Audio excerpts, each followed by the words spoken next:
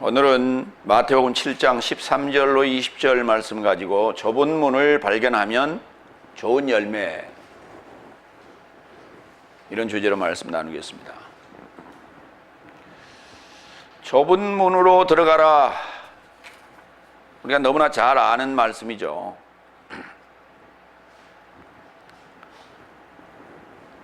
그 좁은 천국은 문이 좁다. 그러니까 천국은 좁은 곳이다. 우리가 큰 건물은 출입구가 굉장히 넓지요. 그러니까 천국은 좁은 문이기 때문에 장소가 좀 좁겠네요.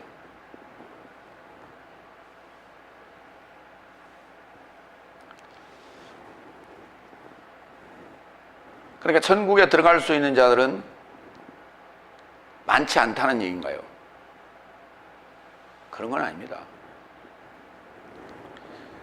마태복음 7장 13절로 14절 좁은 문으로 인하여 들어가라. 먼저 13절 한번 읽겠습니다. 좁은 문으로 인하여 들어가라. 이는 멸망에 이르고자 인도하는 문은 넓고 길은 광활하여 그것으로 인하여 들어가는 삶이 많다.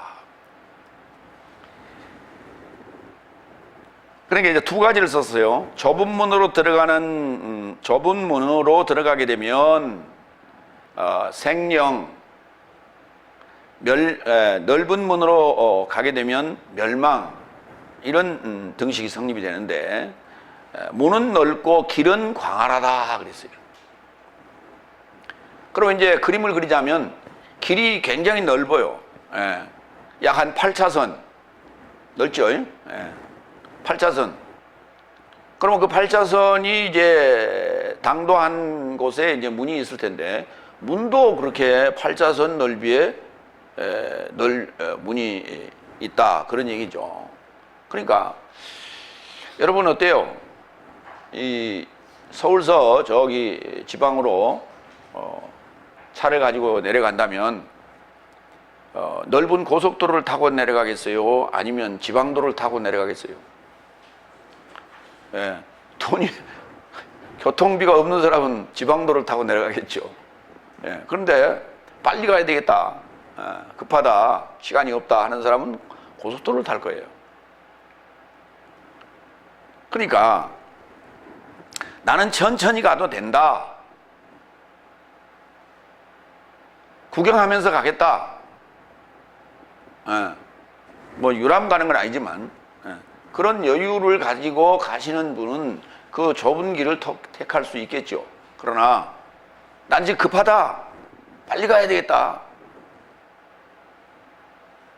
뭐가 그렇게 급해요? 천국 가는 길이. 그런 사람은 넓은 길을 택하겠죠. 길 좋은데, 잘 닦아놓은데, 문이 넓고 길이 광활하다는 얘기는 무슨 말이냐면, 지금은 우리가 아스팔트 길이 쫙 이렇게 조성을 하잖아요. 그렇지만 당시에서는 성경은 그런 아스팔트 길이나 이런 길을 얘기하는 게 아니고, 사람들이 자주 왕래하고 많은 이들이 왕래하다 보면 어때요? 길이 반들반들하죠. 그런 길을 얘기하는 거예요. 그러니까 많은 사람들이 다닌다는 얘기는 그만큼 많은 사람들이 그 길을 통해서 다녔기 때문에 이 길이 맞을 거야 라고 그 길을 우리가 선택한다는 거예요. 그런데 많은 사람들이 왕래하는 그 길은 그게 멸망으로 갈 수 있는 확률이 높다는 거예요, 지금. 그러면 결국은 좁은 문도 그들은 알고 있다는 거예요. 좁은 길도 알고 있다는 거예요. 그렇기 때문에 그 길을 택하지 않고 넓고 광활한 길을 택하여 그 길을 가고 있다. 여기서 이제 이 문이 어떤 문입니까? 이게 우리 성막을 중심으로 보게 되면은, 성막에는 눈에 보이는 문은 두 개의 문이 보입니다. 실제로 눈에 보이는 문은 한 개밖에 없어요. 그 양해문이라고 그래가지고 성막 밖에 울타리 쳐놓은 그 넓은 문, 그게 양해문인데 그 문 밖에는 사실 정식적인 문으로는 보이지 않습니다. 왜냐하면 회막문이라고 하는 그 문은 휘장으로 가려져 있는 거예요. 그러니까 우리가 걷고 들어가기 때문에 그걸 문이라고 그러는데 그건 문이 아닙니다. 실은 휘장이에요. 그런데 그게 그러니까 문이 보이지를 않는 거예요. 사실은 양해문이라고 하는 저 밖에 살인문 밖에 울타리문만 보이지 성막으로 들어가는 문은 보이지 않는 거예요. 그것이 회막문이에요. 첫 번째 회막문. 그러면 첫 번째 회막문을 열고 들어가면 성소가 나오고요. 성소를 건너가면 또다시 휘장이 하나 보이죠. 지성소로 들어가는 휘장이 또 거기에 막혀 있습니다. 그 문도 사실은 보이지 않는 거예요. 예. 그러니까 여기 지금 좁은 문이라고 하는 필레라고 하는 이 문은 바로 번제단을 지나서 그 물두멍을 지나서 만나는 그 휘장, 첫 번째 휘장, 회막으로 들어가는 첫 번째 휘장 문을 얘기하는 거예요. 필레.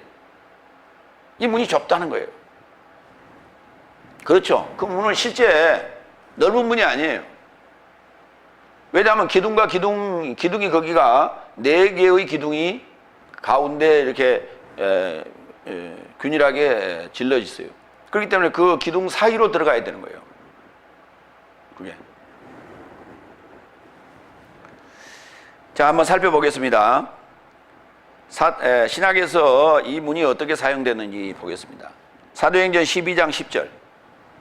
그래서 첫째와 둘째 옥을 통과하여 성을 이루고자 매달린 쇠문에 접하여 오자 출입구가 자동으로 저 사람에게 열려졌고 나와서 한 거리를 향하여 갔고 사자가 곧장 그로부터 물러섰다.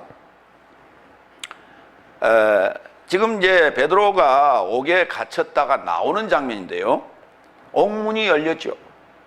옥문이 열리고 그 이제 각자 자기 방으로 들어가는 옥문입니다.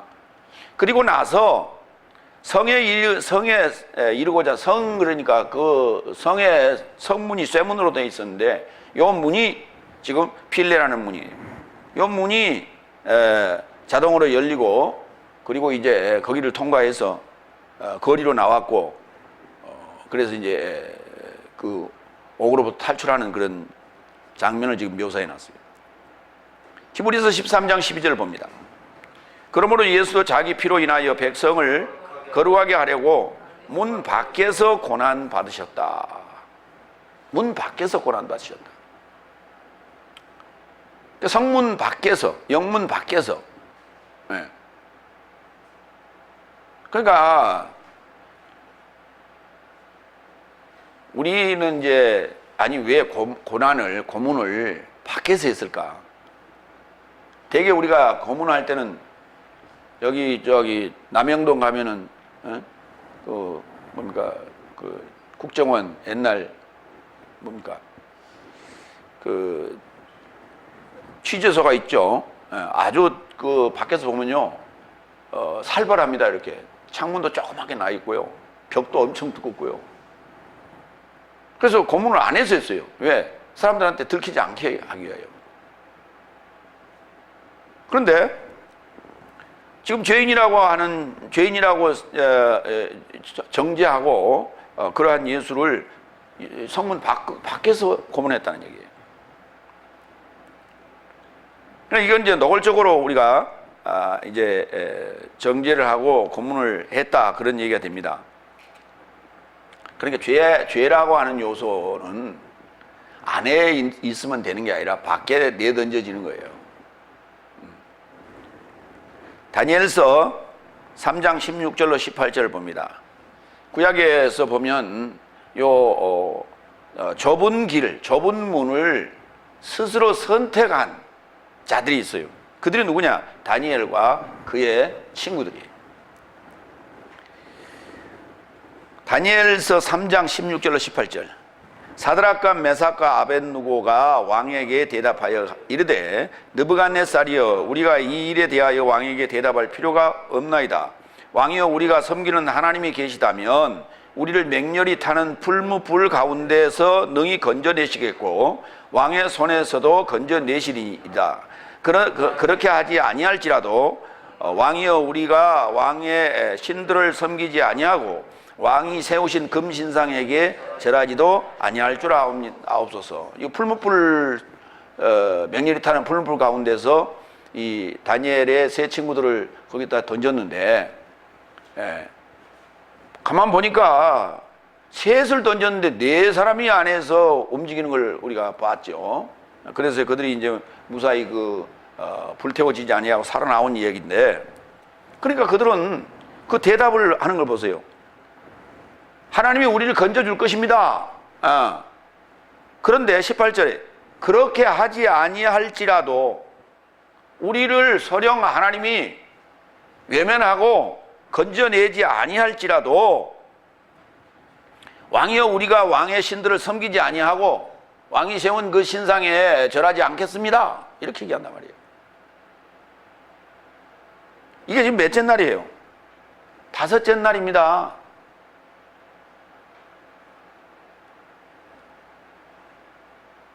다섯째 날에 간혹 그런 사람이 있어요. 다니엘의 세 친구들 같은 사람들이 있어. 그런데 그게 참 재밌는 것이 보면, 이게 사드락과 메삭과 아벳느고는 지금 이게 이 바벨론식 이름이에요. 개명한 거예요. 그러니까 원 이름, 히브리 이름은 하나냐와 미사엘과 아사라예요. 그런데 다니엘은 이게 히브리 본 이름입니다. 히브리식 이름인데 이게 벨드사살로 개명을 했거든요. 그런데 다니엘서에 보면은 벨드사살이라고 명명을 하지 아니하고 다니엘은 히브리 이름을 써서 기록을 했고, 그 다음에 세 친구들은 바벨론식 이름을 써서 지금 기록을 했어요. 그게 특징이에요. 그러니까 여기 이걸 보면 말이죠. 우리는 이제 이 다니엘과 세 친구에 대해서 아주 늘 인용을 하고 믿음 있는 자들이라고 칭찬을 하고 하지 않습니까?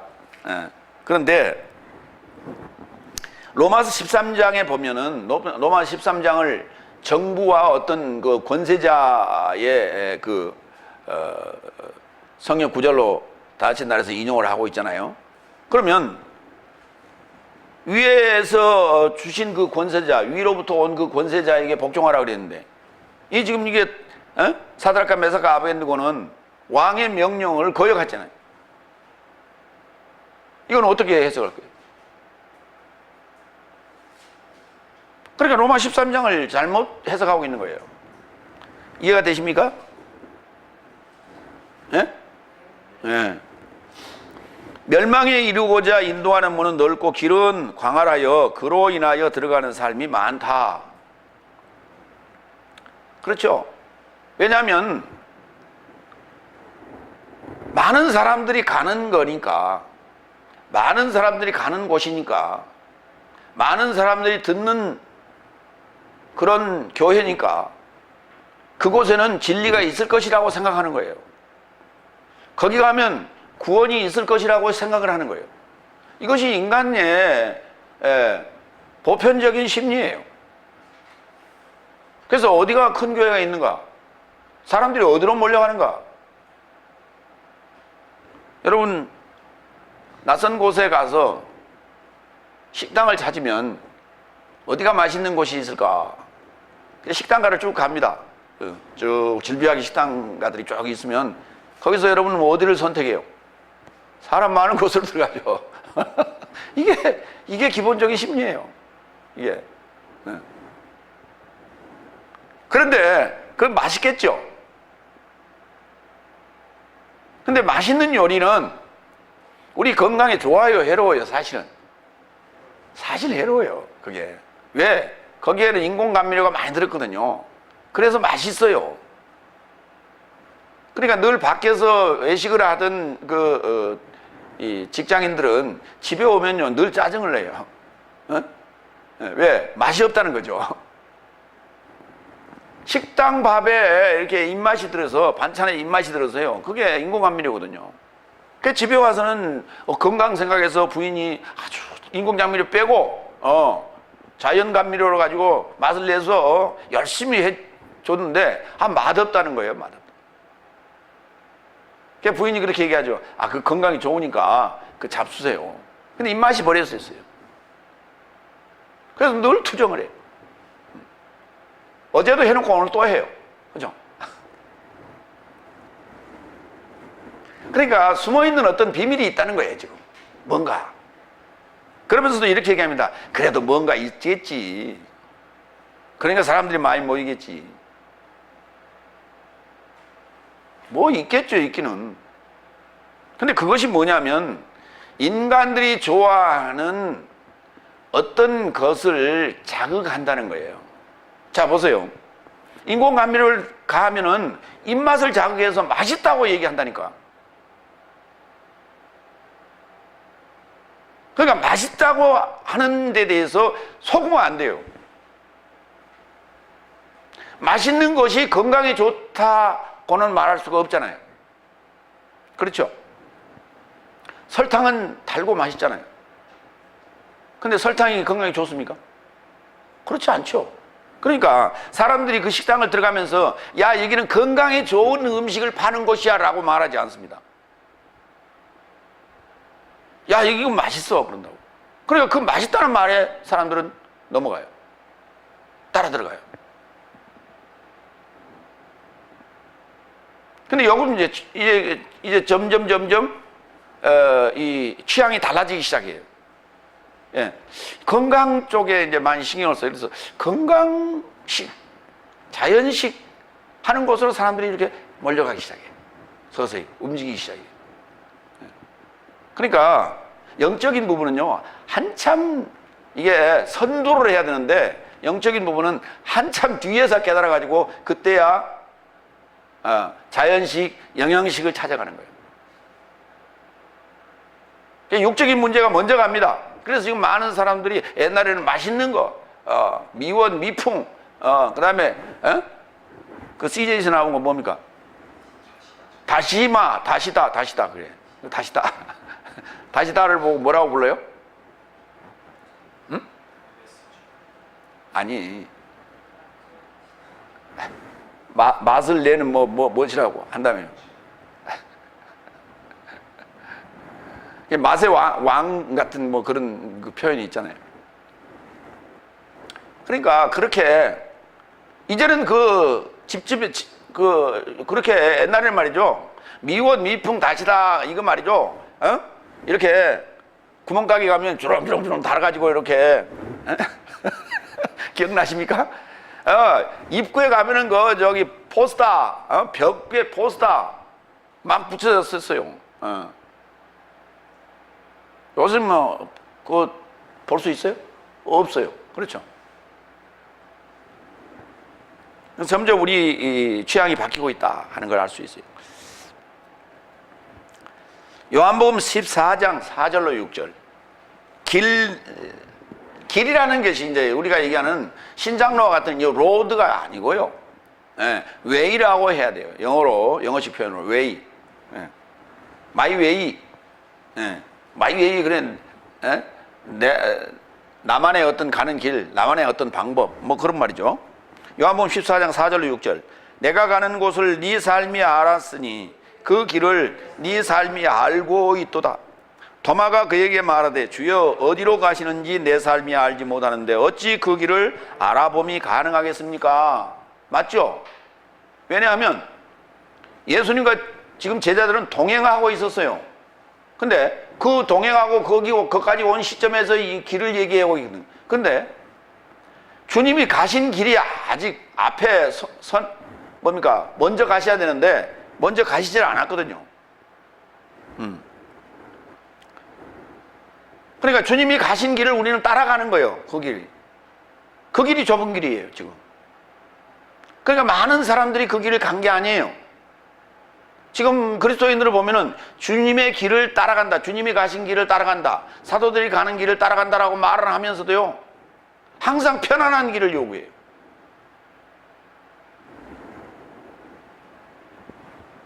여기서도 그렇게 얘기하잖아요. 어찌 그 길을 알아봄이 가능하겠습니까? 우리는 잘 몰라요. 6절 예수께서 그에게 말씀하시되 내가 길이요 진리요 생명이니 나로 인하지 않고는 아무도 아버지를 향하여 오지 못한다. 우리가 가는 길이 아버지를 향해 가는 거예요. 아버지를 향해 가는 건데, 아버지를 향해 간다는 말은 무슨 말이냐면 이 길이 하나님의 길이라는 거예요.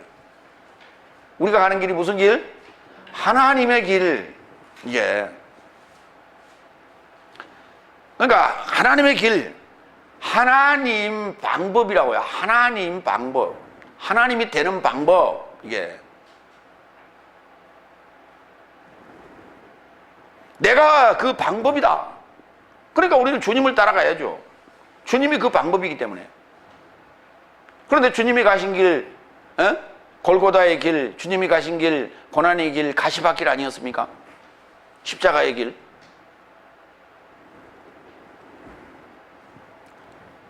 유다서 1장 10절로 11절 봅니다.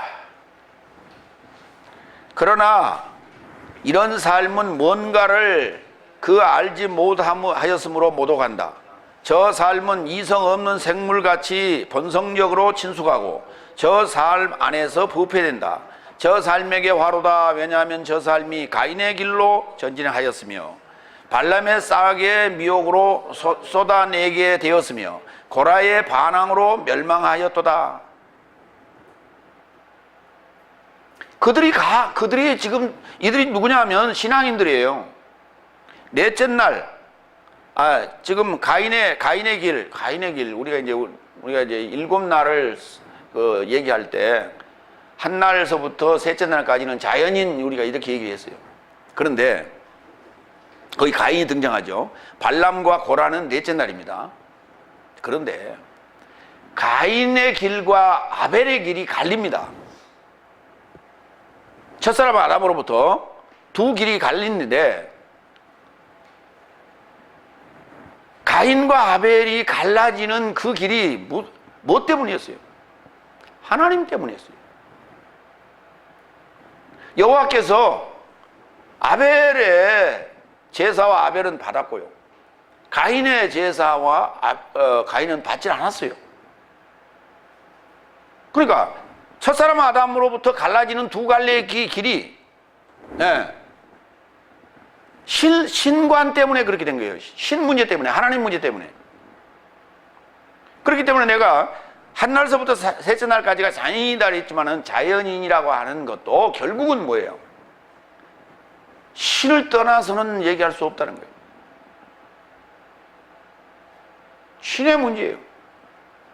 믿지 않는다 하더라도, 교회에 나오지 않는다 하더라도, 다른 종교를 믿지 않는다 하더라도 그들이 어떤 상황에 처하면 그냥 자기가 알고 있고 들었던 그 신의 이름을 불러요. 예. 그러니까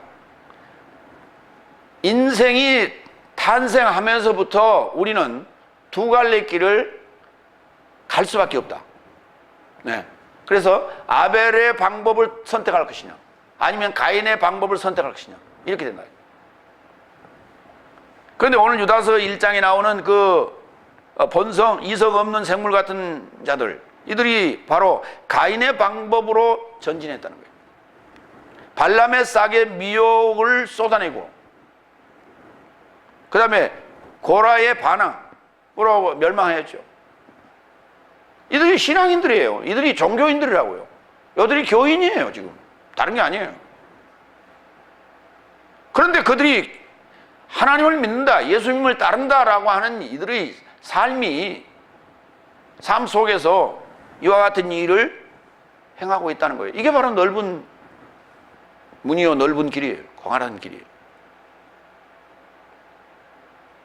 그러니까 이걸 안 하기 위하여 애쓰고, 이런 걸 안 하기 위하여 고민하고 고심하고 하는 것이 바로 이게 좁은 길인 거예요. 예.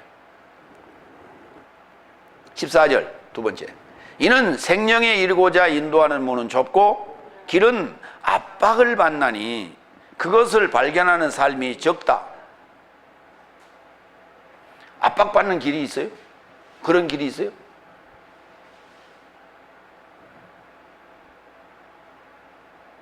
이런 길은 있더라고요. 우리 왜 산에 오솔길이 있죠. 옛날에 우리가 산에 이 땔감 하러 다닐 때는요, 이 오솔길이 나무들이 우거지는 법이 없어요. 사람들이 하도 많이 다니니까. 그랬던 그 길인데 이게 이제 세월이 지나서 산이 우거졌잖아요. 그래서 이제 옛날 기억을 더듬어서 그 오솔길을 찾아갑니다. 길은 아직도 나 있어요. 네. 그 바닥에는 아직도 지금 풀이 자라지 않았어요. 네. 그런데 숲이 우거져 가지고 길을 못 찾아. 그러니까 발로 툭툭 차면 이게 허당인 곳이 길이에요. 근데 뭐 좌우에 나무들이 다 우거져 가지고 길이 보이지 않습니다. 그런 길은 압박을 받는다 하고 할 수 있겠죠. 예. 그냥 사람들이 자주 왕래하지 않는 길이에요. 사람들이 선택하지 않는 길이에요. 그렇기 때문에 이게 길이 잘 보이지 않고 그 길을 개척해 나가야 될 판이라. 예. 흔적은 있어요. 문은 좁고요. 이 천국 문은요, 영생의 문은 가까이 있는 게 아니고 멀리 있어요. 그래서 좁아 보여요, 실제. 근데 우리는 너무 성급하단 말이에요. 구원 얻는 방법이, 구원 얻는 그 마음이 조급해요. 그래서 넓은 길을 택한 거예요. 후닥닥 끝내놓고 뭔 일을 뭐 하자는 거죠.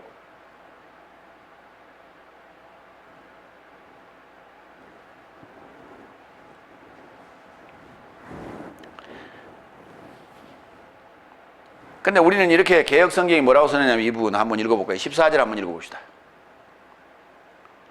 생명으로 인도하는 문은 좁고 길이 협착하여 찾는 이가 적음이니라. 자, 우리나라 지금 기독교 인구가 몇 명입니까? 많게는 뭐 1200만, 뭐 적게는 850만, 지금 뭐 800만이 되니 뭐 그렇게 얘기하죠. 적은 숫자입니까? 많은 숫자입니까? 많은 숫자예요. 그들이 지금 좁은 문을 찾고 있어요. 좁은 문을 안 찾고 있어요.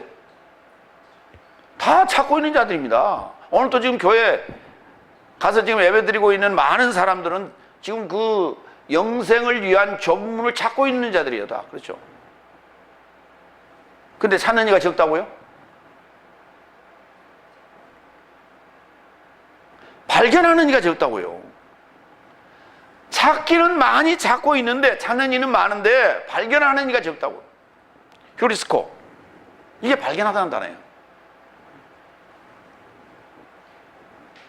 누가복음 18장 18절로 23절 보겠습니다. 여기 요 영생의 길을 찾고 있는 자가 나타나는데 이게 발견하지 못하고 돌아가는 친구 하나 있었어요. 보겠습니다. 그리고 어떤 관원이 그를 질문하여 말하되 선한 선생님, 내가 무엇을 행해야 내세적 생명을 상속할까요? 그러자 예수께서 그에게 언급하셨다. 어찌하여 나를 선하다 말하느냐? 하나님 한 분 말고는 하나도 선한 이가 없다. 네가 계명 삶을 알고 있으니 간음해서는 안 된다, 살인해서는 안 된다, 도적질해서는 안 된다, 거짓 증거해서는 안 된다, 내 아버지와 내 어머니를 공경하라. 그러자 그가 언급하였다. 이 모든 삶을 내가 젊음에서 지켰습니다. 그러자 예수께서 이런 삶을 들으시고 언급하셨다. 아직 하나가 내게 부족하다.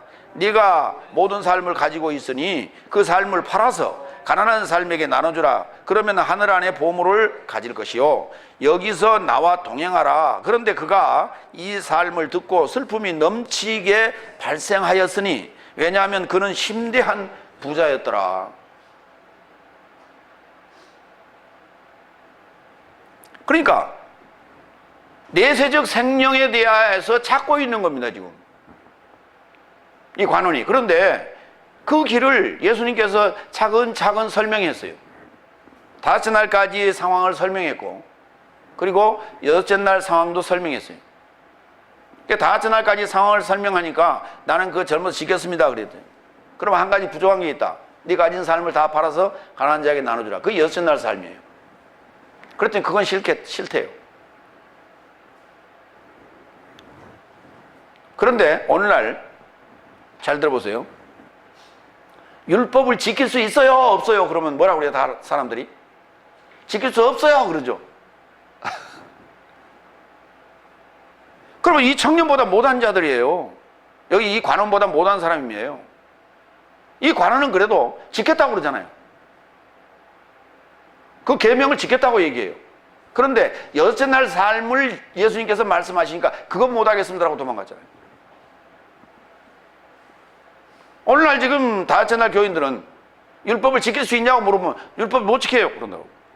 그러니까 예수님이 대신 그 걷어주든지 완성하든지 뭐 처리하든지 해야 됩니다 라고 얘기한단 말이에요. 네. 여러분, 예수님이 대신 율법을 십자가에서 완성해 주셨으니까 고맙죠. 응? 그 기운이 이게 며칠 가요? 몇 달 갑니까? 이게 몇 년 갑니까, 이거? 응? 누군가 나에게 은혜를 베풀었어요. 그렇죠? 그거를 여러분, 내 대신 누군가가 죽어줬어. 그걸 평생 매일 아침마다 감사 기도합니까?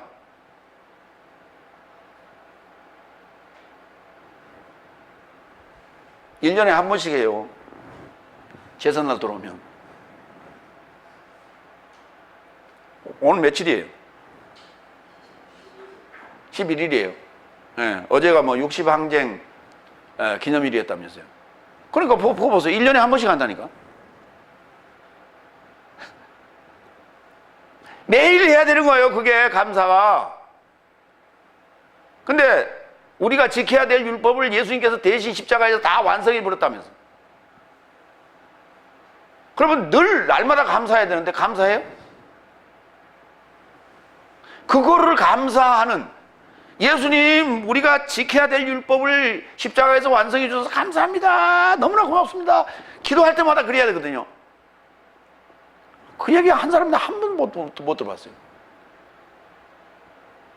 응? 그렇게 설교를 듣는 교인 중에, 그렇게 설교를 하는 목사 중에 기도할 때 그 대목을 기도문에 넣은 사람 한 사람도 못 봤어요.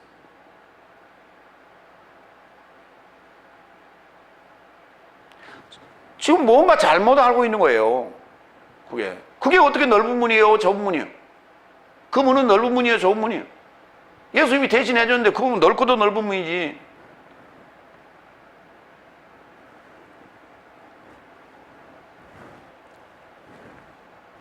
히브리서 3장 7절로 10절.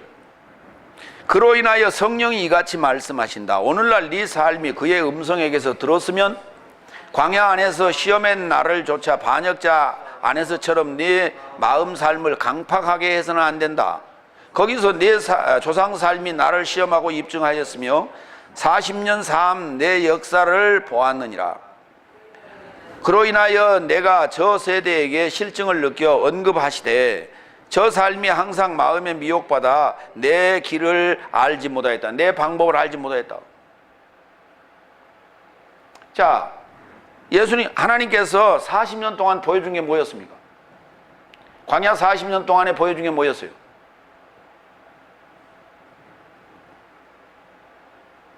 날마다 하늘에서 만나를 줬고, 너희가 신은 신발이 떨어지지 않았고, 너희 옷이 떨어지지 않았고, 너희가 굶지도 않았고 목마르지도 않았잖아요. 이거 보여준 거예요. 나를 믿으면 나의 길을, 내가 보낸 자인 예수의 길을 따라가면 이렇게 된다는 걸 보여준 거예요. 그게. 그러니까 먹는 거, 마시는 거, 입는 거 걱정하지 말고 따라가라. 그러나 힘들 것이다. 그거 보여준 거예요.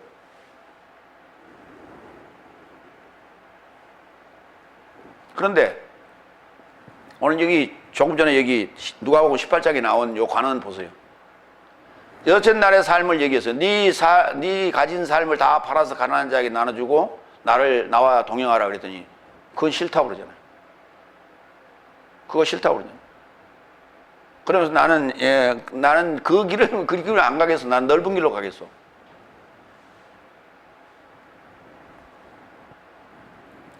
오늘 보세요. 오늘날 보세요.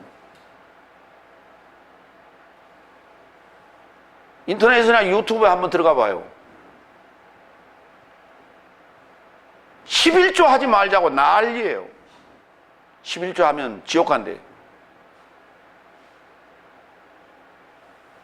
율법을 지금 예수님께서 다 십자가에서 완성해 버렸는데 뭔 놈의 11조 내라고 하느냐고.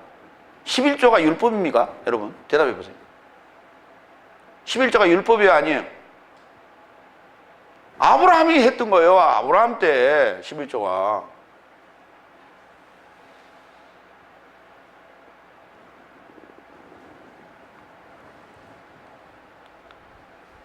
다들 지금 넓은 길로 가자고 지금 주장하는 거예요. 그것이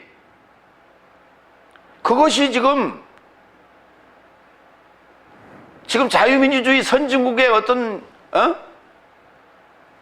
상황인 것 같이, 그런 패턴인 것 같이 지금 착각들을 하고 있어요. 좁고 힘들고 어려운 길 안 가겠다는 거예요. 11조를 많이 해가지고 교회가 돈이 넘쳐가지고 목사님이 그 돈으로 흥청망청 해서 망하든지 말든지 그거는 그분의 몫이에요.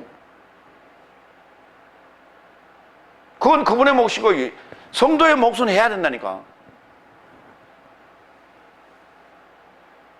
그건 하나님이 알아서 책임질 거 아니에요. 그리고 지금 만약에 11조를 그렇게 흥청망청 내면은 교회에서 성도, 목사님 마음대로 그냥 그렇게 돈을 막 써요? 요즘 그렇게 못 씁니다. 옛날 얘기지. 그거는 성도들이 지혜롭지 못해서 그런 거예요. 그 성도들이, 그 교회 성도들이.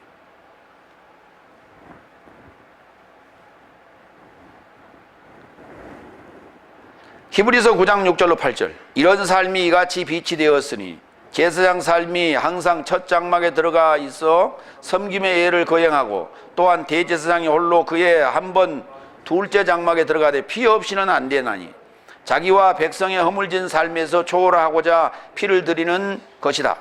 이것을 성령이 분명히 하셨으니 아직 첫 장막의 건재함을 유지하면 거룩한 삶의 방법을 아직 드러내지 않도다 그랬어요. 이게 지금 넷째 날, 다섯째 날 성막 중심의 제사 행입니다. 여러분 한번 생각해 보세요. 성막 중심의 제사 그 행태가요, 그러한 신앙이 여러분 쉬웠어요, 어려웠어요? 한번 생각해 보세요. 외국인들은, 외국에 살고 있는 자들은 예루살렘 성전에 올 때는 돈으로 가지고 와서 거기서 짐승으로 바꿨잖아요. 짐승으로 바꿨어요. 그런데 그 나라에 살고 있는 친구들은 가까이 있는 사람들은 다 뭐예요? 소도 몰고 오고 양도 몰고 오고 염소도 몰고 왔다니까. 예루살렘에 올 때 그냥 와도 힘들어 죽겠는데, 그러면 농사 지는 사람은 그거 짊어지고 그러고 왔을 거 아니에요. 근데 갈수록 편해지자는 거예요. 갈수록 지금 신앙생활이. 그런데 보세요. 편해지려면 그 말이에요. 좋습니다. 여섯째 날 상황이에요. 이것을 성령이 분명히 하셨으니 아직 첫 장막의 건재함을 유지하면 거룩한 삶의 방법을 아직 드러내지 않는다니까. 거룩한 삶의 그 길을 드러내지 않는다고.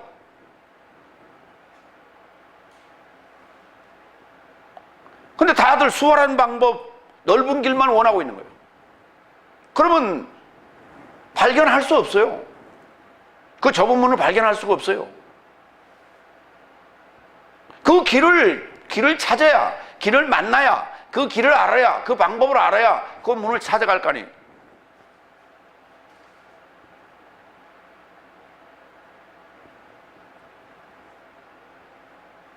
여러분, 부모가 자녀를 교육할 때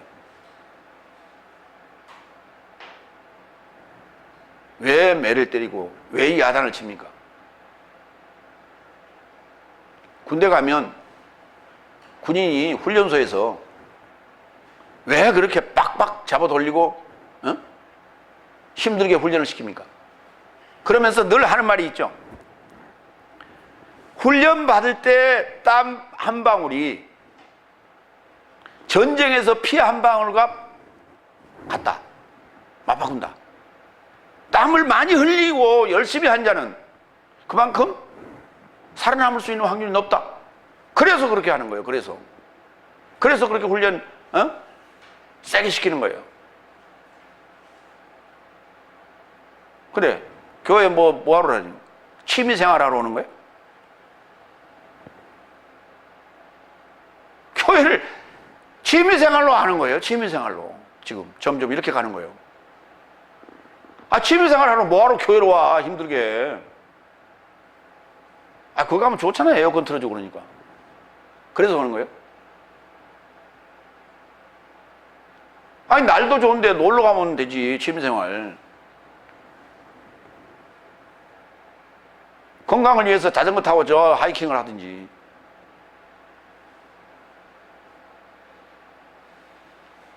아, 그래도 취미생활도 그래도 좀 고상하게 해야죠. 그리고 또 거기 또 천국 갈 수 있는 티켓도 준다면서요.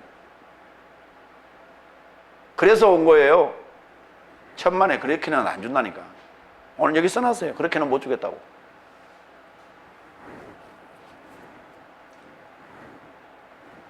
두 번째, 마태복음 7장 15절로 16절. 거짓 예언자 삶으로부터 주의하라. 이게 중요한 거예요. 바로 이게 바로 인공감미료예요. 거짓 예언자 삶. 세 번째 15절. 그래서 거짓 예언자 삶으로부터 주의하라. 저 삶은 양삶의 옷삶 안에서 네 삶을 향해 오지만 저 삶은 안에는 약탈하는 일이다. 양의 탈을 쓴 일이죠. 예.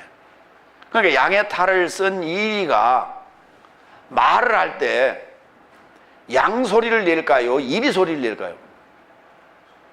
대답 한번 해보세요. 양 소리를 내야죠. 양의 음성을 내야죠. 달콤해야 됩니다. 감미로워야 됩니다. 나만을 위한 설교해야 됩니다.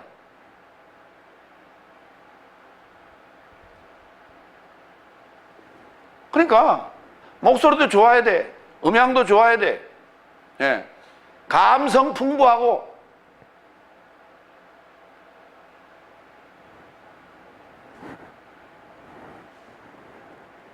좋은 말, 좋은 소리, 부정적인 얘기는 하나도 하지 말고 죄는 얘기하지 말고 그게 맛깔나는 맛나는 설교란 말이에요. 아까 제가 얘기했죠. 맛있는 음식에는 뭐가 들어간다더라? 인공감미료가 들어간다더라.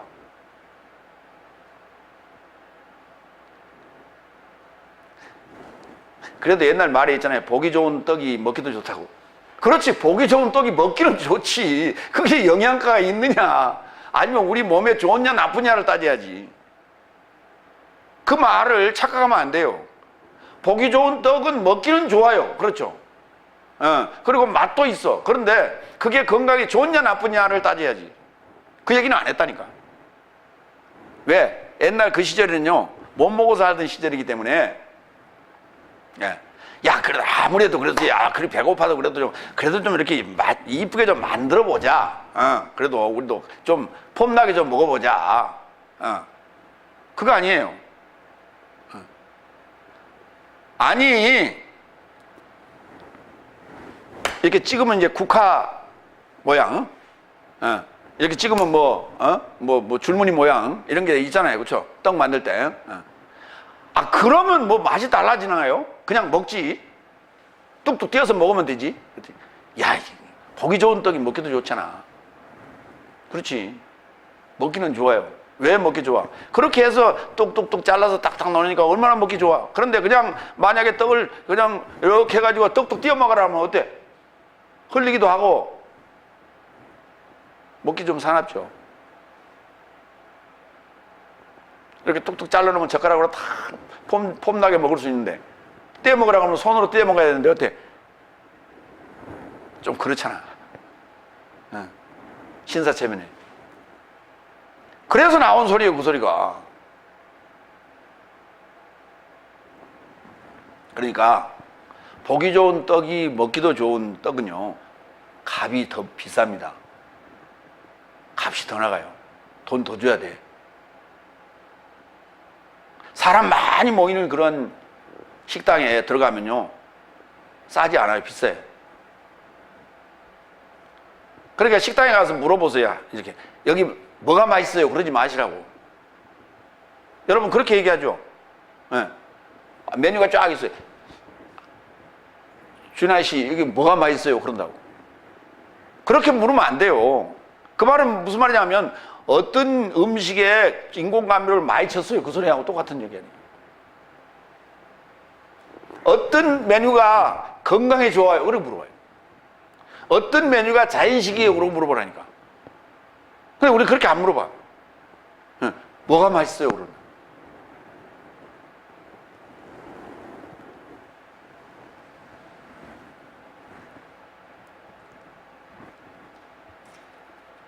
그래갖고 이제 주인이 추천하는 메뉴는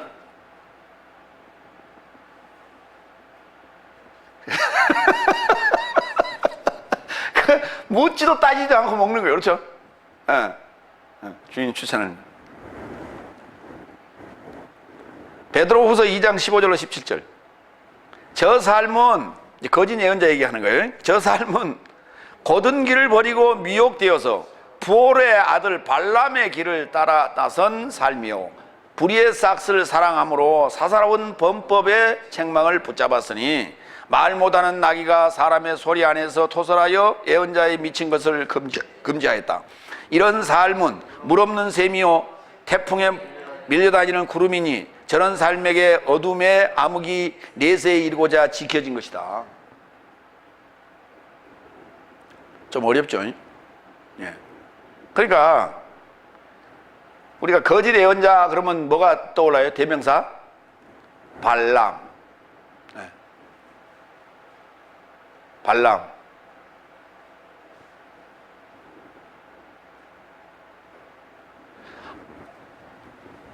오죽했으면은 나귀가 뭐라고 얘기했을까? 에? 나귀가 왜 때려 그러잖아.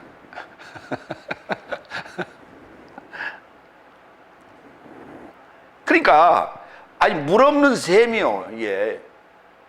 이게 지금 다 예언자들 얘기하는 거예요. 사역자들 얘기하는 거예요.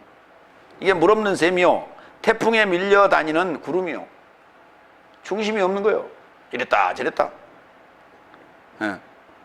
저런 삶에게는 뭐라고요? 어둠의 암흑이 내세에 이르고자 지켜주고 있다고. 암흑에 그 흑운이 딱 싸고 있어.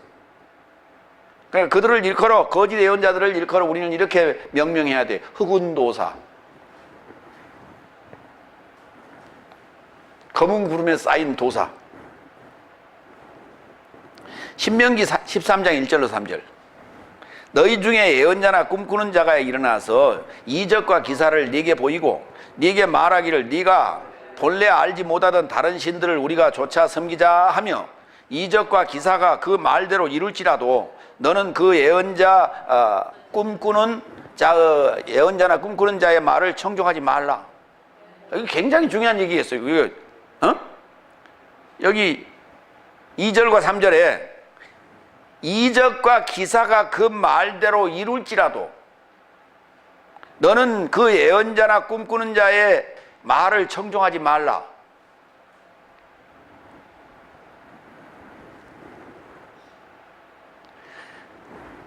내가 성도 여러분에게 이거를 알리기 위하여 나는 직접 경험을 해보고 내가 귀신을 쫓아내고 내가 해서 여러분에게 그걸 알려주기 위하여 이렇게 열심히 하는 겁니다. 근데 그걸 안 믿으려고 그래요. 눈을 보면서도.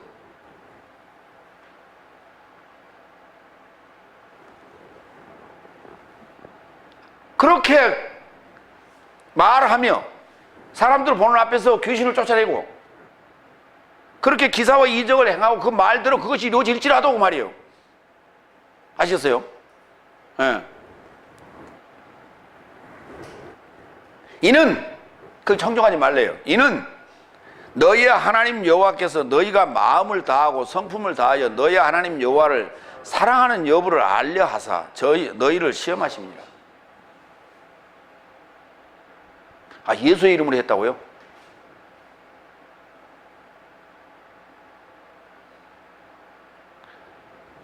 예수의 이름으로 귀신도 쫓아내고 병도 낫고 그렇게 했을지라도 나는 너 도저히 모르겠다 안 그래요. 나는 너를 알지 못한다고. 그러니까 기사와 이적이라고 하는 것은 그걸 통해서 믿음을 갖게 하는 것이지 그걸 초청종하거나 추종하면 안 돼요. 그 말에 넘어가서는 안 돼. 기사와 이적을 그 말대로 이게 이루어지는 걸 보면 그때부터 그 사람 말을 따르게 돼 있다니까. 그러면은 어디로 끌고 가? 멸망의 늪으로 끌고 가도 따라간다니까. 이게 성경은 안 봐요. 그런데 그 예언자의 말, 그 목사의 말을 듣는다니까.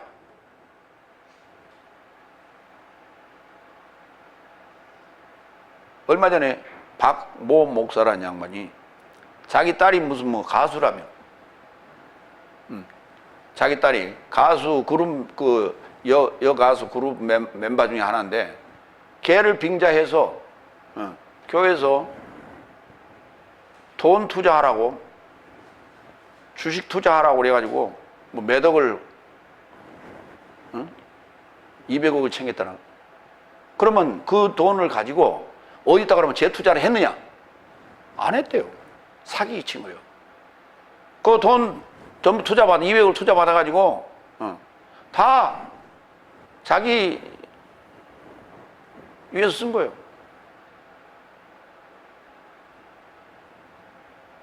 그 사람들 참 쉽게 넘어가대. 얼마 전에 있었던 일이에요. 과거에 그 양반이 그 젊은 양반인데 부흥사로 활동을 했었어요. 내가 보니까 얼굴을 알겠더라고. 그래서 이제 얼마 전에 개척을 해서 그 뭐 여러 가지 그런 그 이미지 때문에 교인들이 좀 모였던가 봐요. 그러니까 본버러지 개 못 준다고 그 타이틀만 가지고 있고 얼굴만 반지를 한다고 이게 되는 게 아니에요. 그가 살아온 과거를 우리는 그걸 확인해 봐야 돼. 조사해 봐야 되는 거예요. 어떻게 살아왔느냐. 하루아침에 사람이 바뀌는 게 아닙니다.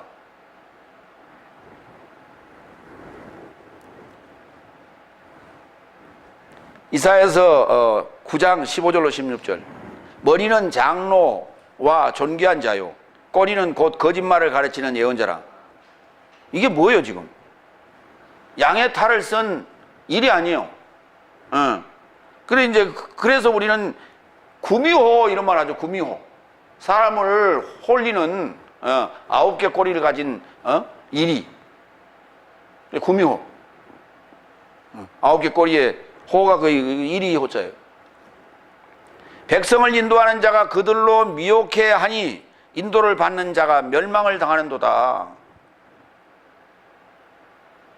앞에서는 거룩한 장로요, 존귀한 자요, 머리는 거룩.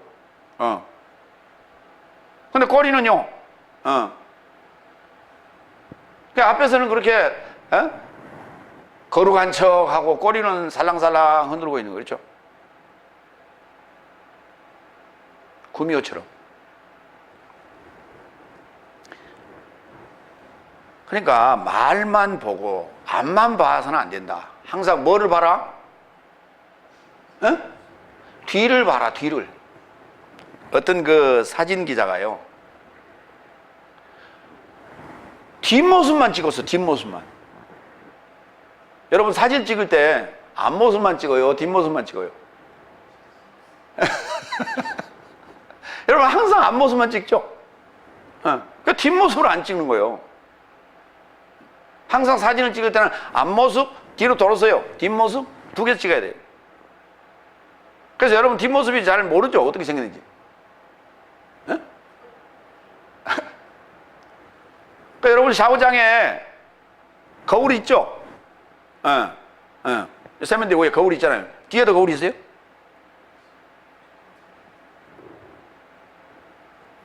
그래, 왜 뒤에 거울을 안 달아놨어요?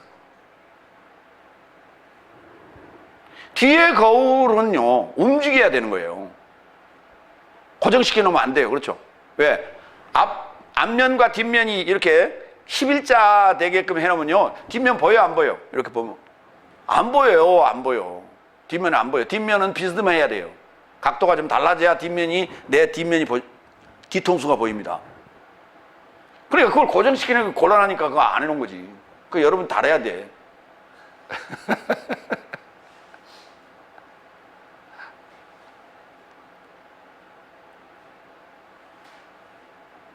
여러분 별로 안 필요한가 봐요.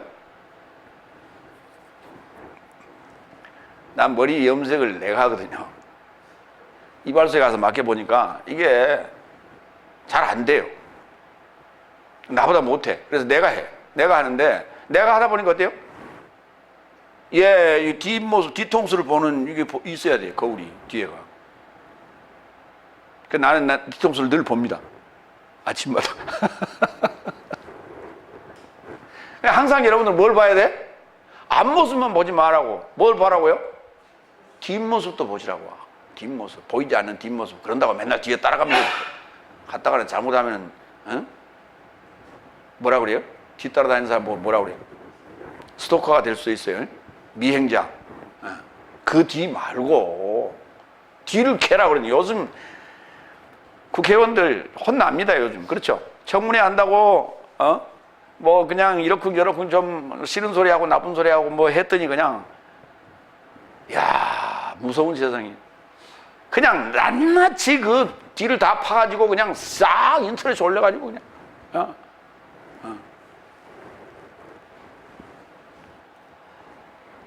그게 뒤. 이사야서 56장 10절로 11절 거짓 예언상.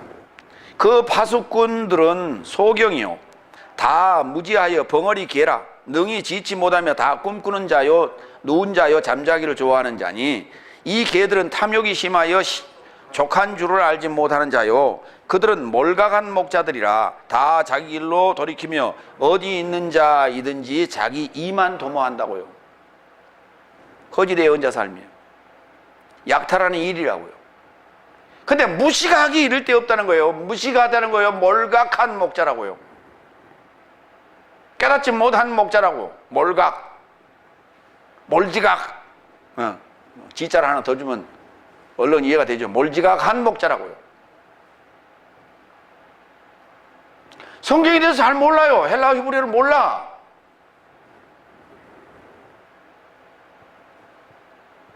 그러니 몰지각한 목자지. 그러니 뭐만 취해요? 이만 취하는 거지.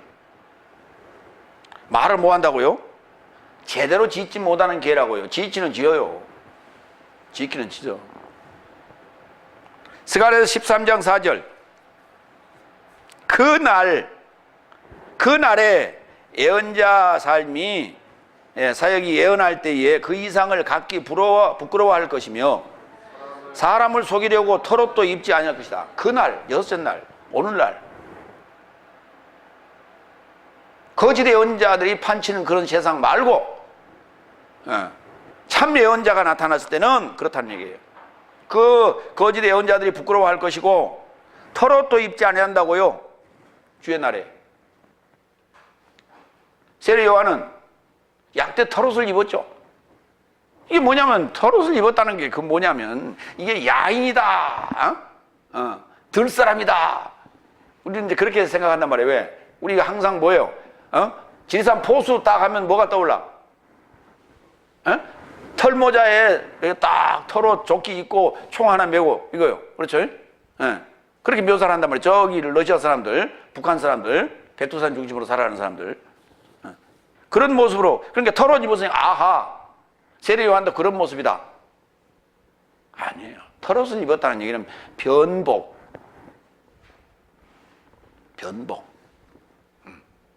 여러분 어때요? 절 좀 봐봐. 이렇게 양복 입고 있으니까 어때? 목사님 같아? 강단에 서 있으니까 목사같이 보이지. 그러니까 밖에 돌아갈 때 목사 티를 내려면 어떻게 해야 돼요? 가운을 입고 나갈 수는 없고. 그렇잖아요. 예. 베드로 와이셔츠를 입고 나가야죠. 그죠? 예?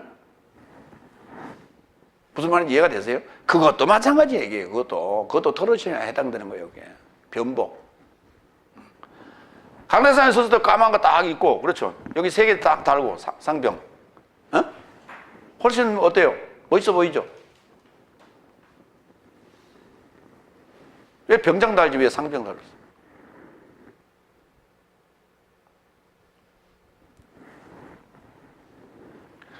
설교할 때는 그게 필요 없어요. 그렇죠?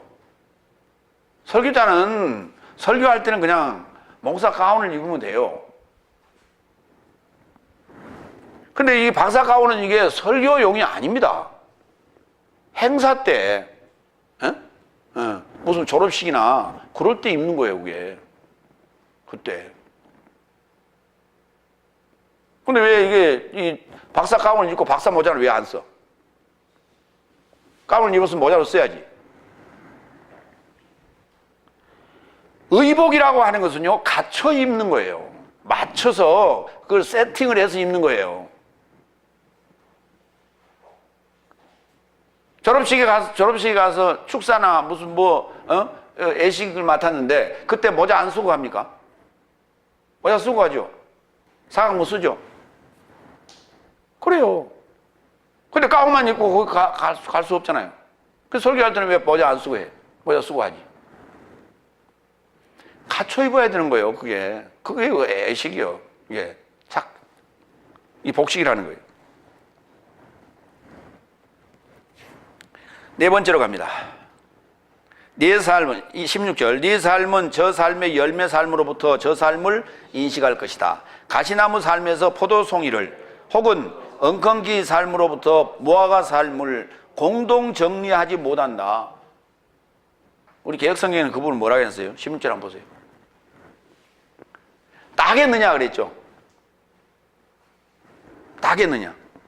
따겠느냐라는 단어인데 공동 정리하지 공동 정리하다 그랬어요. 정리하지 못하지 않느냐 이렇게 이제 의문사가 들어가 있는데 그 말이 무슨 말인가? 그 말이 공동 정리한단 말이 무슨 말인가? 신레고예요. 신레고. 공동, 공동으로 레고한다. 공동으로 말한다. 공동으로 정돈한다. 공동으로 정리한다. 레고. 그러니까 무슨 말이냐면 가시나무에서 가시나무 열매 있겠죠. 가시나무 열매가 있는데 가시나무 열매도 따고 그 다음에 포도송이도 따고 그 말이에요. 그러니까 그 말은 포도송이를 지금 딸 수 없지 않느냐 그랬죠.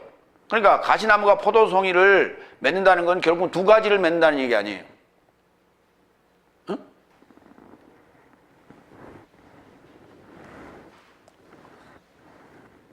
그 말이에요, 그 말이에요. 그게 두 가지를 얻을 수 있겠느냐 그 말이에요. 공동 정리, 공동 정돈이 가능하냐?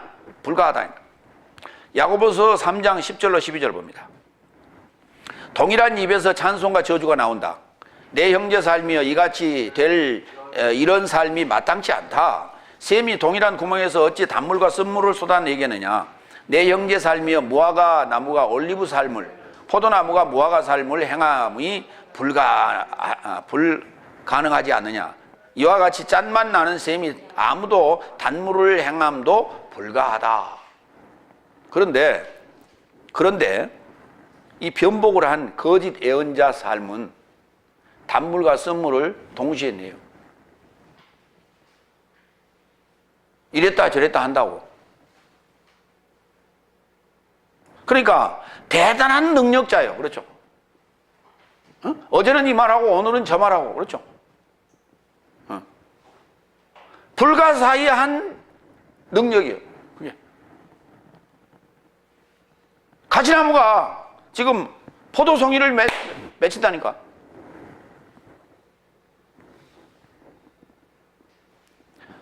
속은 그렇지 않은데, 속은 이리 때요 늑대인데 순한 양이요, 말하는 거 보면.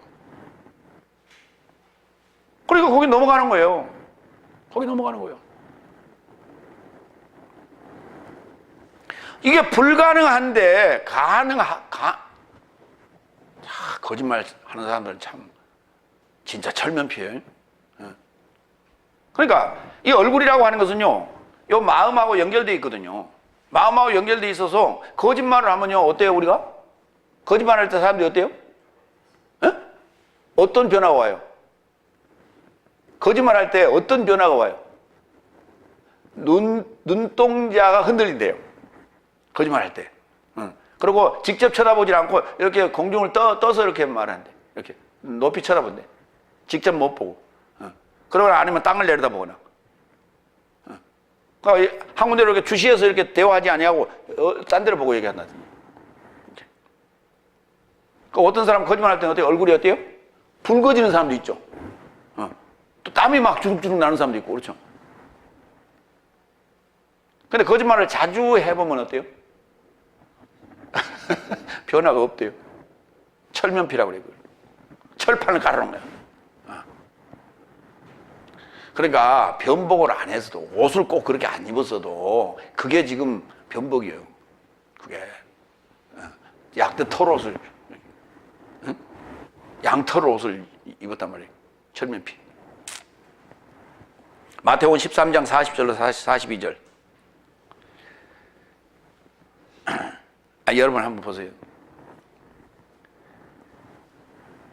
죄수가 거짓말을 잘할까요? 검사가 거짓말을 잘할까요? 한번 대답해 보세요. 왜요?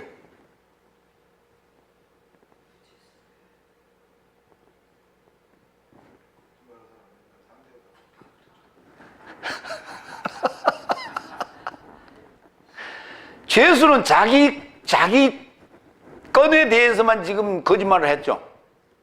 근데 검사 같은 경우는 수천 가지 종류를 다 경험을 했잖아요. 아, 저럴 때는 저렇게 거짓말하는구나, 이놈의 자식. 이럴 때는 또 이렇게 거짓말하는구나. 이런 것들을 다 숙지를 했으니 어때?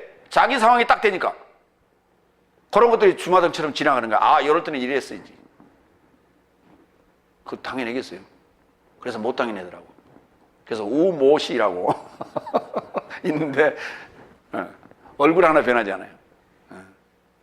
기가 막히게 넘어가더라고. 또 있었어요. 나이스신 양반. 마태복음 13장 40절로 42절. 그런즉 가라지 삶이 공동정리되어 불로 태워지는 것 같이 내세의 공동완성 안에서도 이와 같을 것이다. 인자가 자기 사자 삶을 파견할 것이며 그의 나라에서 실족해 하는 삶과 불법을 행하는 삶 모두를 공동정리할 것이다. 그리고 저런 삶을 불아궁이에 던질 것이니 거기서 부르짖음과 이빨갈미 있을 것이다. 자, 공동정리하는 것이 불가능하다 그랬죠. 그런데 어떻게 마태복음 13장 40절로 42절에서는 공동정리를 한다고 그랬어요. 그렇죠? 마지막 때. 공동완성일 때. 거기 공동완성, 신텔로.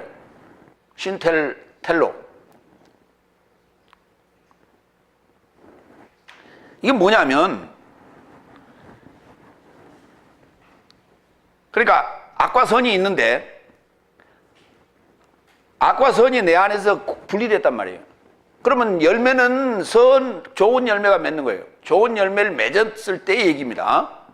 그러면 지금 악이라는 요소는, 나쁜 요소는 내 안에서 분리되어 있는 거예요. 그래서 무저갱이 지금 잠겨 있는 거예요. 요거를 마지막에 털어내는 얘기예요. 그래서 그때를 우리가 공동 정리한다 그래요. 쉰내고.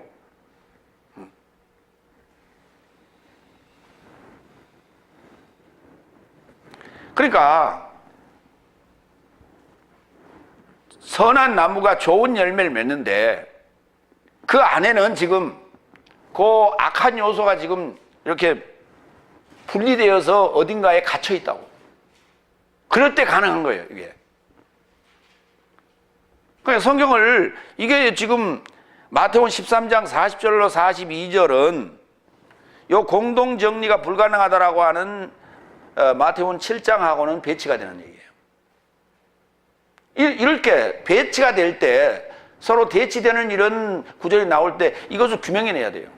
피해가서는 안 되는 거예요. 그러니까 그것이 아까 제가 해답을 드린 거예요. 자, 첫사람 아담의 출발. 첫사람 아담은 두 갈래로 갈라진다. 뭐가 뭐? 가인의 삶과 아벨의 삶. 이게 지금 우리가 일곱째 날 갈 때까지 이 두 맥이 흐르는 거예요. 이해가 됩니까? 아벨의 삶이 뭐고 가인의 삶은 뭡니까? 아벨의 삶이라고 하는 것은 가인의 삶은 가해자, 창, 계속 찌르는 거예요. 그렇죠? 예. 아벨의 삶은 뭐냐? 믿음이에요, 믿음. 그러니까 그 믿음이 견디다가 결국은 가해자에 죽고 또 견디다가 가해자에 죽고 계속해서 낳고 죽고 낳고 죽고 낳고 죽고 하잖아요. 그게 믿음의 선진들이에요. 그게. 그래서 이제 그게 오늘날에 와서야 보복을 당하는 겁니다. 우리가 복수를 하게 되는 거예요. 그 내적 싸움에서의 복수지 외적 복수를 얘기하는 게 아니다. 그래서 그거를 복수가 되고 추수가 됐을 때를 우리가 공동정리라고 하는 거예요. 이해가 됐죠? 예. 그런데 그게 지금 내적인 정리가 안 되고 내적인 분리가 안 됐는데 나는 좋은 열매를 맺었습니다라고 얘기하는 것은 그건 뭐다? 이건 불가하다. 다섯째 날이 나는 지금 좋은 열매를 맺었습니다 라고 말하는 거는 그거는 지금 거짓 예언자다. 무슨 말인지 이해되세요? 다들 그런데 어때요? 설교자들이 간증하며 나는 천국을 봤다, 예수님 만났다, 그러니까 나를 따르면 될 것이다.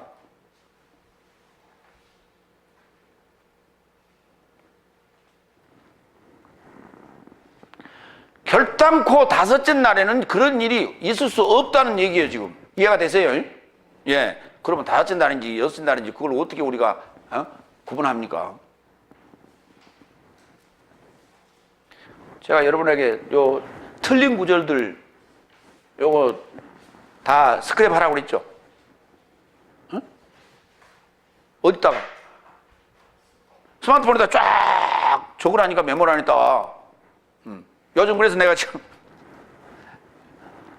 그 페이스북에 그 지금 틀린 그 새로 번역한 대목들, 그런 구절들 계속해서 올립니다. 거기 보면은 그 바탕색을 이렇게 깔게끔 되어 있는 게 있어요. 거기다 바탕색을 지정을 하면요, 글씨가 굉장히 커져요, 폰트가. 그러면서 바탕색이 빨갛거나 아니면 파랗거나 이렇게 해가지고 탁 나가니까 아주 눈에 팍팍 띕니다. 그래서 이제 요새 좀 몇 번 날렸어요, 며칠. 그랬더니 반응이 오대요. 반응이 와요. 근데 지금 왜 날리는지 지금 알란가 모르겠어, 그걸. 관심 있는 사람이나 부지런한 사람은 이거 지금 자기들 가지고 있는 성경하고 대조해 볼 거예요. 근데 왜 날리는지 지금 모르는 사람들이 많을 거예요. 그게. 그냥 읽어봐서 그게 틀린지 안 틀린지 몰라요. 왜냐하면 성경 구절을 다 외우고 있지 않으니까.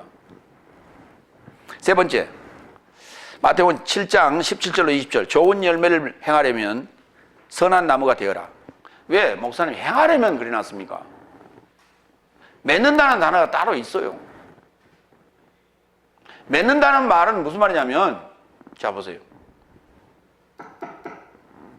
요 마이크가 지금 요 줄에 매달려 있죠. 요게 지금 맺힌 거예요. 요게 요렇게 매달려 있다라는 단어가 있어요, 따로. 이 단어는 행한다는 단어인데, 행한다는 말은 무슨 말이냐면 요 나무 줄기와 뿌리와 잎이 매일 수분과 영양분과 탄소 동화 작용을 하지 않으면 요 열매는 익지 않죠. 그렇죠? 그래서 요 우리는 열매만 보는데요, 요 나무하고 연결되어 있다고요. 나무가 탄소 동화 작용을 하지 않냐고 수분이나 영양분을 빨아올리지 않으면 이건 크지 않아요, 요 열매는. 우리 대개 화분 같은 데 보면은 열매가 이렇게 맺힐 때가 있죠. 그렇죠? 예. 뭐 낑깡 이런 거 이렇게 맺힐 때가 있는데 그게 익어요, 안 익어요? 잘 안 익어요. 왜? 영양분이 제대로 공급이 안 되니까. 꽃이 떨어지고 열매를 맺히긴 맺혔는데 이게 익질 않아요. 영양분이 충분하지 않으니까. 그래서 행함이 지금 그게 행함의 결과예요. 이거는 열매가 익었다는 걸.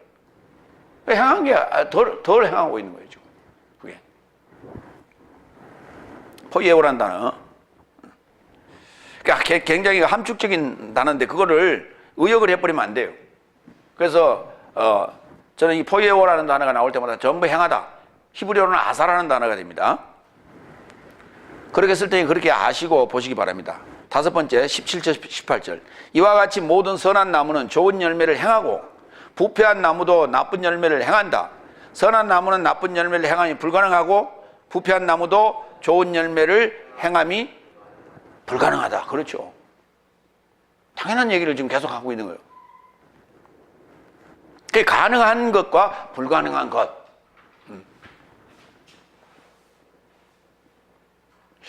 목사님, 나는 아무리 생각해도 선한 나무 같지를 않은데요. 왜? 자꾸 나쁜 생각이 듭니다. 그게 나쁜 생각이 안 들어야 좋은 열매를 맺을 거 아닙니까? 그렇지. 그러니까 그게 나쁜 생각이 든다는 것은 너 안에 지금 가인의 지금 사상과 아벨의 사상이 두 가지가 동시에 흐르고 있다는 거예요. 지금 이걸 분리해내라. 이걸 찾아내라. 그 말이 무슨 말이냐면 우리 왜 수학에서 요거 있죠. 요 표시. 응? 크다. 이 벌린 쪽이 크고 꼬리 쪽이 적다는 거예요. 그렇죠? 아니면 이제 둘이 같을 때는 이코르. 그렇잖아요. 그러니까 이코르 되든지 아니면은 지금 악한 생각이 나쁜 생각이 더 크든지 이거야. 그럼 반대로 바꿔야죠. 그렇죠? 반대로 바꾸는 거예요. 좋은 생각을, 선한 생각을 크게 더 해라. 많이 해라. 그러면 이거 상대적으로 줄어들죠.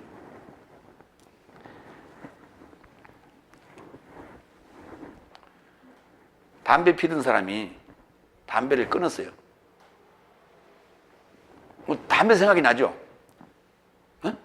그러니까 담배 생각이 날 때는 어떻게 해요? 어떻게 해야 돼요? 미치겠어. 그죠? 그래서 사람들은 어떻게 해? 담배를 사면 안 돼, 그때부터. 그렇죠? 그러면 끝나는 거예요. 그렇죠? 담배를 안 사요. 절대 안 사. 안 사는데 미치게 피고 싶어. 금단 현상이 왔어. 어떻게 해? 밖으로 나갑니다. 그렇죠?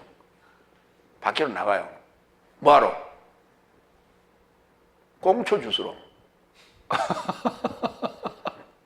그런데 어디로 가야 꽁초가 많아요?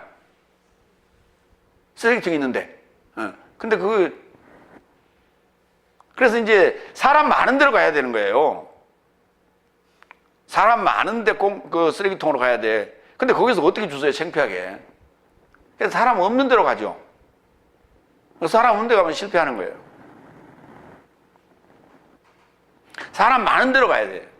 그래서 꽁초를 주서 사람 많은 데로 가. 근데요, 진짜 정말 끊고자 하는 사람 말고 담배 피는 사람은요, 사람이 있든 없든 그냥 주세요.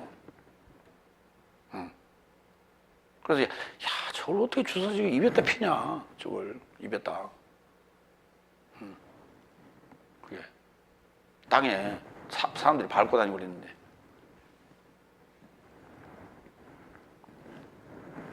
결국은 이게요, 딴 생각을 해야 됩니다. 담배 꽁초 주스로 나가가지고요, 가서 핸드폰 가게로 들어가든지, 그래갖고 핸드폰 구경을 하든지, 아니면 시장 구경을 하든지, 그래야 돼요. 그래야 그게 잊어버리지. 그러니까 지금 뭐 담배 꽁초 주스로 나가가지고 딴짓을 하고 다녀야 돼요. 그래야 그게 잊어져 버리는 거예요. 그러니까 그 생각이 가득 차버리니까 담배 생각이 어디로 가버리고 없죠. 그렇잖아요. 근데 집에 가만 앉았어 봐. 모락모락 이게 생각이 나와가지고 미칠 거 아니에요. 그죠?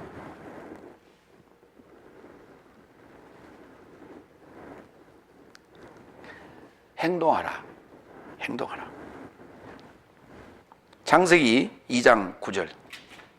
그래서 이제 이게 두 종류의 나무가 있다는 거예요. 창세기 2장 9절에서부터. 나무가 아니에요. 그렇죠? 나무가 아니에요.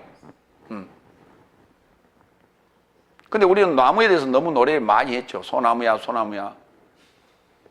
거기다 무슨 나무에 대해서 많이 했어요.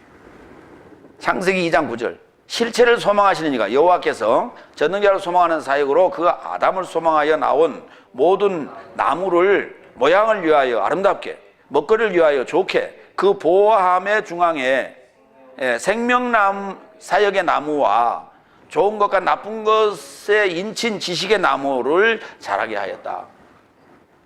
얼른 읽어보니까 무슨 말인지 하나도 모르겠죠. 그러니까 모양을 좋게 아름답게 했고 먹기 좋게 했다니까. 그렇게 했는데 두 종류의 나무를 그 에덴 동산 중앙에다 뒀는데 생명사역의 나무와 그 다음에 좋은 것과 나쁜 것의 좋고 나쁜 지식의 나무예요. 그걸 선악과라고 지금 번역했어요. 좋고 나쁜 지식의 나무. 그러니까 이 나무라는 단어를 이제 이렇게 그 동요를 추적하면은 모략이라는 의미가 나와요. 모략. 모략이 뭡니까? 뭘 생각하고 뭘 도모하고 뭘 생산하고 뭘 일을 한다는 거 아니에요. 그렇죠?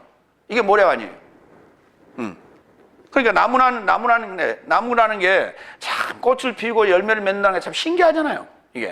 이게 모략인데 생명사역의 모략과 그 다음에 좋고 나쁜 지식의 모략이라니까요. 요 나무가 뭘 가지고 있어요? 지식을 가지고 있는 거예요. 잘 생각해 보세요. 여러분, 감나무에다가 밀감나무를 접이 돼야 안 돼요? 감나무를 잘라버리고 거기다가 밀감나무를 접붙이면 붙어요, 안 붙어? 안 붙어요. 탱자나무에다가 밀감나무를 붙이면 붙죠? 그렇습니다. 왜냐하면 그게 과가 같으니까 그래. 그 안에 흐르는 그 수액의 성질이 같기 때문에 그런 거예요. 과가 같으니까. 그래서 둘이는 붙어요. 근데 감나무에 어느 날 보니까 밀감 열매가 맺혀 있을 수 있어요?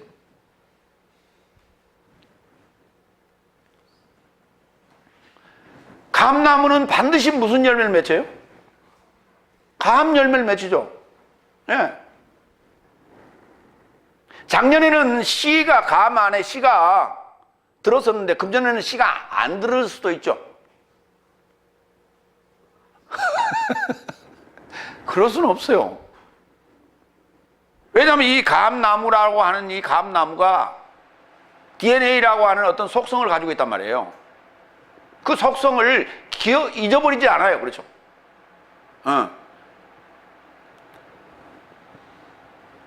감나무를요,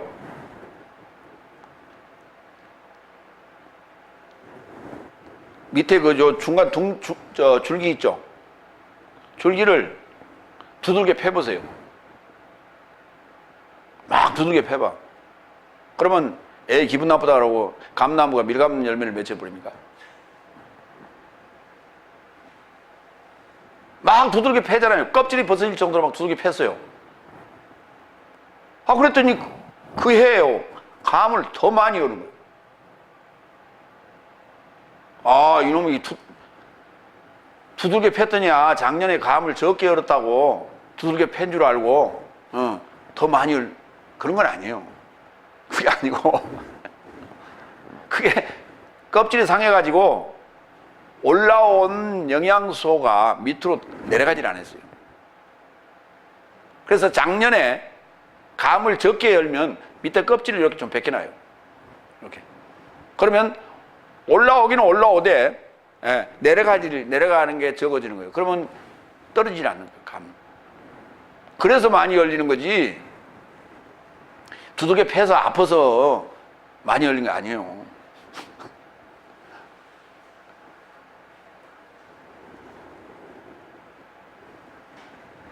감나무라고 하는 것은 감이라고 하는 그 속성 DNA를 늘 가지고 있어서 감이라는 열매를 맺지 다른 열매를 맺는 법이 없어요. 절대. 이게 지식이거든요. 마태복음 12장 53절. 아니, 33절. 33절로 35절. 나무를 좋게 행하라. 그러면 그의 열매는 좋다. 혹은 나무를 나쁘게 행하라. 그러면 그의 열매를 나쁘게 부패한다. 아까 나무를 2개 폈더니, 감나무를 2개 폈더니 나무를 많이 열었는데 열매를 더 많이 열리더라는 거예요. 예? 그건 좋게 한 거예요? 나쁘게 한 거예요?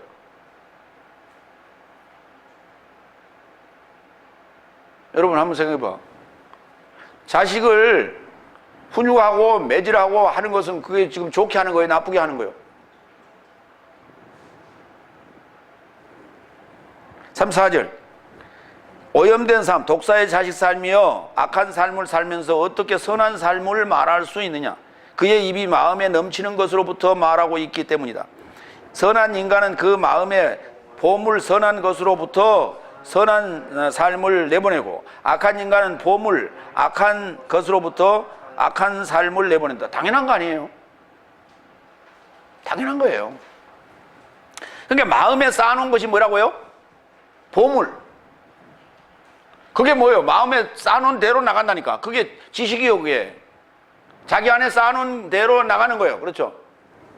동방박사들이 와서 보물, 함을 연 게 아니고 보물을 열었어요. 자기 안에 마음에 쌓아둔 그 지식을 열어줬어요. 그게 황금과 유약과 모략이요. 근데 상식적으로 일반적으로 생각을 해보니까, 아니 보업의 합을 열어야 그게 보물이 나오지. 그래서 보업의 합이라고 그렇게 번역한 거예요. 테사우로스라는 단어예요. 그게 보물이에요. 보물이라는 게 뭐냐, 쌓아놓은 거예요.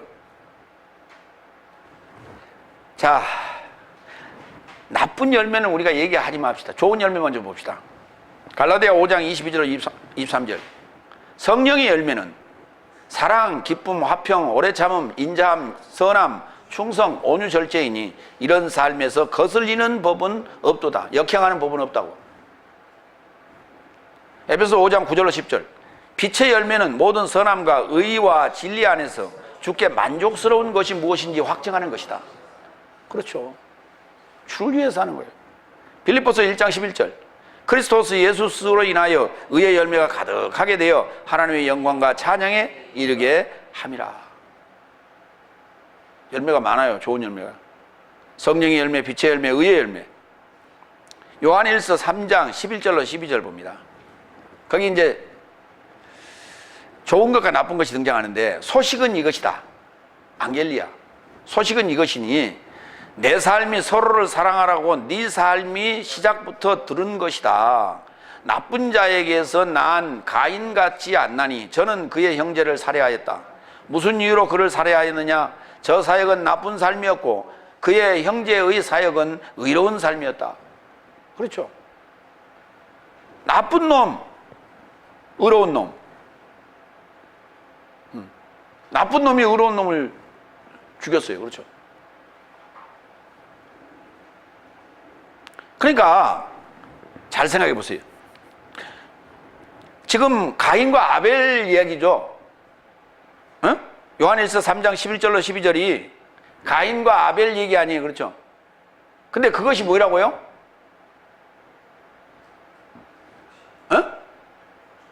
소식이래요. 여기다가 유자를 붙이면 좋은 소식이 되는 거예요. 그걸 복음이라고 그래요. 그걸 요한겔리온. 그래서 이게 복음이 되는데, 좋은 소식. 그러니까 유자를 빼면 그냥 소식이에요. 안겔리아. 소식이 뭐냐? 가인과 아벨 이야기로부터 시작하는 거라니까. 가인과 아벨 이야기로부터 시작을 해서 일곱째 날까지 가는 얘기인데 이게 소식이에요. 근데 누구 소식이라고요? 성경에 기록된 가인과 아벨의 소식이 누구 소식이요? 다 같이 나의 소식. 내 소식이라니까. 근데 남의 소식이라고 지금 다들, 저기 뭐 6,000년 전으로 가든지 아니면 뭐 2,000년 전으로 가든지 중동으로 가든지 뭐 이상한 데로 자꾸 돌아다녀요.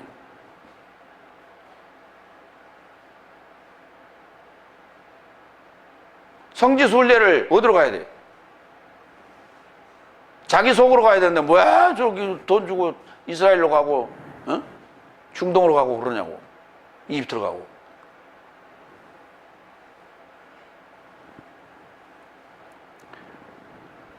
요소 이렇게 답을 써놨는데 이걸 발견하지 못하고, 자기들 입맛에 맞게끔 지금 성경을 해석하고 적용하고 그렇게 이끌어가고 있잖아요. 이것이 뭐예요? 거짓 애언자 삶이란 말이에요.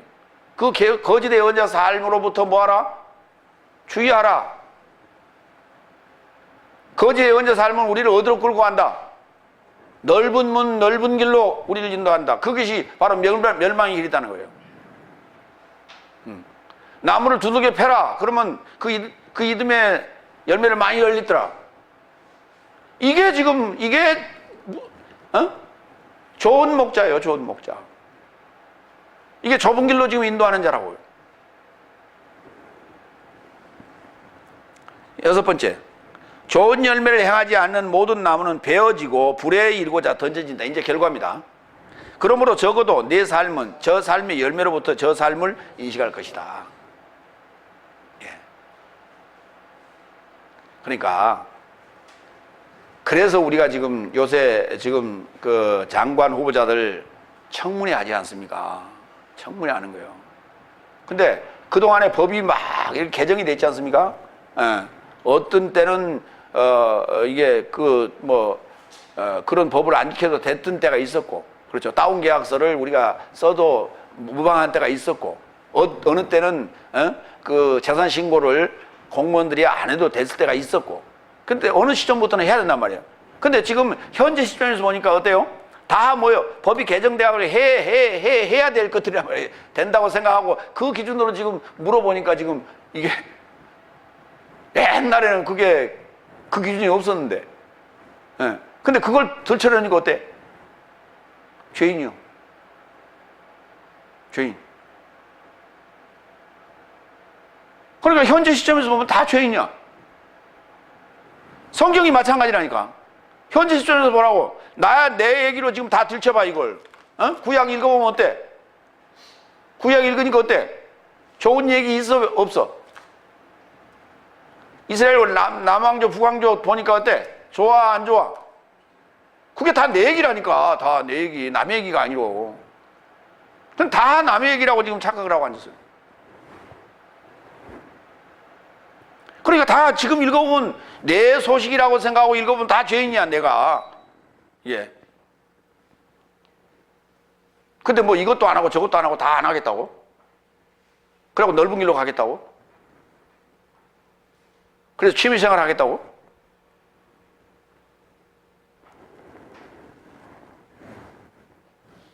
마태복음 3장 10절. 그래서 이미 도끼도 나무 삶의 뿌리를 향하여 놓였으니 그런즉 좋은 열매를 맺지 않은 나무는 모두 찍혀지고 불에 이르고자 던져진다. 네. 이미 도끼 준비되어 있다니까요. 네. 그때 도끼질 하는 게 아니라 이미 도끼는 준비되어 있어요. 예수님의 말씀이, 오늘 사도들의 말씀이 이게 도끼야. 지금 도끼질 하고 있는 거예요. 히브리서 6장 7절로 8절. 왜냐하면 땅이 그 위에 자주 내리는 소나기를 흡수하여 농사 지게 되는 삶에게 적당한 목초를 생산하면 하나님으로부터 복을 받으나 가시와 엉겅퀴를 맺으면 거부되고 저주에 가까워 그 마지막은 불사름에 이른다. 거기 가시와 엉겅퀴를 맺으면 할 때 요 단어가 맺는다는 단어예요. 요때. 요한일서 3장 9절로 10절. 하나님에게서 나음 받은 자 모두는 죄를 짓지 않나니 이는 하나님의 씨가 그의 안에 머물기 때문이요.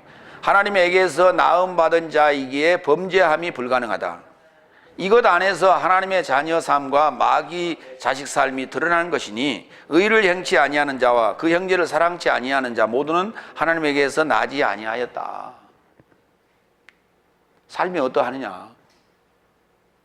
의로운 삶이냐 그렇지 않느냐? 나는 죄인입니다. 맨날 죄인입니다 하는 사람도 있죠. 그건 하나님에게서 난 자가 아니에요. 의가 뭔지를 알아야지. 인간적인 의의를 얘기하는 게 아니라니까, 성경은. 죄를 없이 해주는 자가 그 좁은 문으로 인도하는 자가 의를 행하는 자요. 그게 성경을 올바로 연구해서 올바로 말하는 자가 의를 행하는 자라고. 그게 그렇지 않은 자는 다 불의한 자란 말이에요. 하나님에게 난 자가 아니에요. 마귀에서 난 자예요. 마무리합니다. 좁은 문으로 인하여 들어감은 고난의 길이지만 그 삶의 결과는 좋은 열매를 행하는 삶이에요. 성령의 열매, 빛의 열매, 의의 열매가 맺히게 되므로 내세적 생명을 갖게 되지만 반대의 결과는 불속행이에요. 네. 속자를 빼면 불행이에요. 기도하겠습니다.